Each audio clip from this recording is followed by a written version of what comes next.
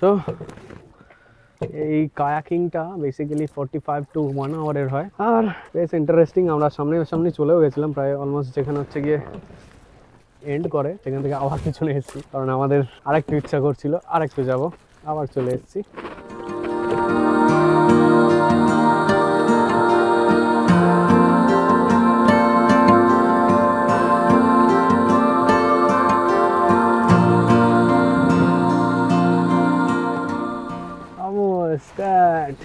এটা প্রেসক্রাইব করা যাবে না, এটা কোনো দেখেও বোঝা যাবে না। খুব ভালো ফিল এটা। হ্যাঁ দেখ কি করবি।